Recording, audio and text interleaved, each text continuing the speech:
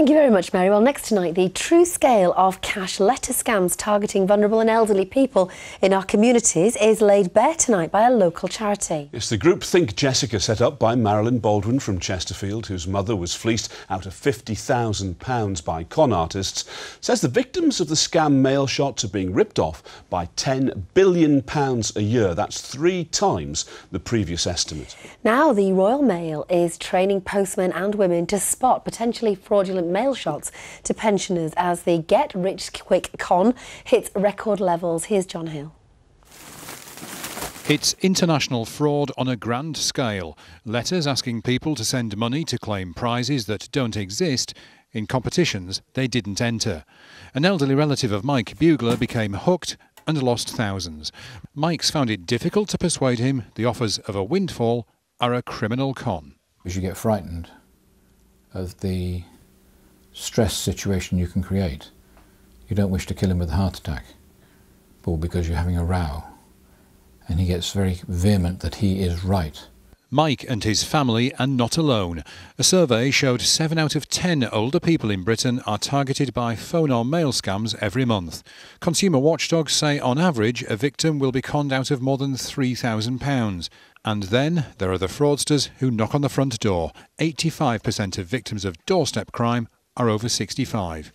Look, won the lottery, highly confidential. Marilyn Baldwin knows only too well how the fraudsters are robbing entire families of their life savings and their peace of mind. From her home outside Chesterfield, she and her charity Think Jessica are marshalling a national fight back against the con artists. Her mother, Jessica, was sent 30,000 bogus letters and scammed out of £50,000. So Marilyn, you've picked out a couple of, the tens of thousands of scam letters. Let's just read a couple. So this one says, exclusive, you've won £49,500, but if you reply, well, it could become £99,000. It's amazing. Well, it truly is. What's the one that you've got there? Yeah, this one, it says, I confirm it officially. It is certified and final. You have really won a grand prize. It's true. The £24,800 is ready to be sent. This is the biggest win of the century. We know this is rubbish, but if you're in your 80s or your 90s, what effect could this have on you? Oh, I mean, a mail like this is literally wiping older and vulnerable people out of everything. You know, they're not just emptying the bank accounts, some of them are selling their homes. It can have a massive effect. And once they get into this loop, once they get onto a suckers list, it's not going to be the odd one. You know, we're seeing victims that can get up to 100 scam letters delivered a day. Marilyn's charity is now mounting a new education campaign, but the advice, as ever, remains, if an offer looks too good to be true, it almost certainly is. John Hill, ITV News. Well, joining us now in the studio is Ruth Andrews from North Yorkshire Trading Standards. Thank you very much indeed for coming and seeing us. How difficult a situation is it to raise awareness of all these things? People get mail through their doors all the time, but getting people to stop, think and not open it is a difficult situation. It's extremely difficult, and there are situations like Marilyn's mother where even with intervention or attempts at intervening, you can't actually stop somebody responding to the letters. One of the biggest issues we have with scams generally, whether it be by mail or phone or doorstep crime, is actually getting people to report to us so that we can try and intervene and prevent further offences taking place. Reporting rates are nationally very low in respect of these types of crimes, and that's largely because these types of victims are very vulnerable for a number of different reasons, whether it's loneliness or isolation, whether they're suffering from dementia, or whether they simply have nobody to talk to because they're isolated.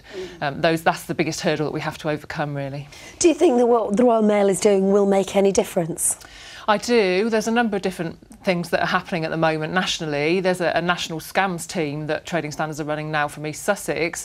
They're actually giving out information to Trading Standards authorities about victims that have been found on lists from criminals. So we're now in the process of actually visiting those people and actually trying to intervene to prevent further money being sent. So there's that as well. There's also safeguarding of victims, where we can talk to family members and the victims themselves about stopping the crime and putting other interventions in place to prevent them from carrying on losing money. So lots of people maybe sitting at home tonight by themselves, watching the television, maybe thinking they're going to win something or get money from some of these letters. What would your major advice be to them? My first advice would be to contact Trading Standards. Really need to contact us through the Citizens Advice Consumer Service.